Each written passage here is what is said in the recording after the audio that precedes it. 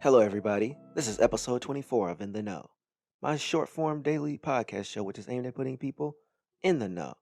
A show where I cover a variety of topics using my experiences and viewpoints in life to put people in that know. You say, what is the know? It's the understanding that seems to be hard for people to grasp, which can make their lives a lot simpler. The following is today's intro speech for today, and that introduction speech is how to choose the right college to attend. When I was in high school, I waited until the last minute to choose a university to attend. The school was all the way in South Carolina, and I wound up transferring back home. Had I come up with a few good schools a little earlier, I might not have had to transfer so early. It was the first semester when I decided to come back home. Now, for those of you listening to this, you have a better opportunity to handle this situation before you're put into a separate situation where you may have to transfer because you realize you made a bad decision. Here is how you handle the college choice process in the best way possible. So, picking the right university to attend after high school. You see, it starts with junior year.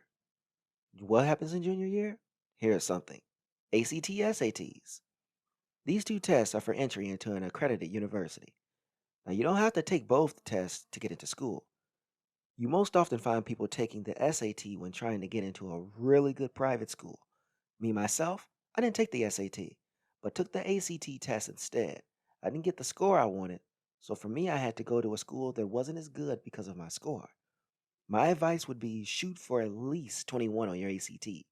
This is a good enough score that can keep you in a safe space for applying to a lot of schools. Now, look at our GPA in our junior year.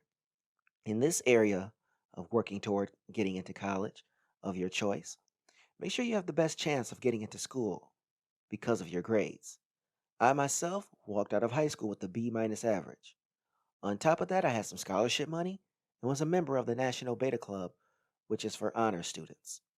For you, you want to bring together all your academic accolades to make yourself the most attractive you can when trying to get into your college of choice. What about letters of recommendation? These letters should be something academic and or professional. People who can vouch for you that are willing to write a letter to the university for your acceptance into the school. So your 4 years should be focused on trying to get close enough to a few people that can write these letters while you're in high school. The best way to get this through a professional opportunity. It's much more difficult when it's coming from an educator because they have all these other students trying to get letters from them as well. What about our references? These are usually three people that are not friends of yours that the university can reach out to for an understanding of who's coming to the university. Not close to you, but close enough where they're not relatives and they can explain to a degree your capabilities. Applying to school. You want to pick a top five. When you want to apply to universities, you need to come up with a small group of schools to apply to. And that is why I think the best way to choose a university is to have that top five. Anything more than that, you'll start racking up college fees to apply to the schools that are non refundable. Now, here comes senior year, deciding upon a school. Now that this is senior year, you want to know with less doubt about your top schools. And from the top five, you should be down to a roughly top three.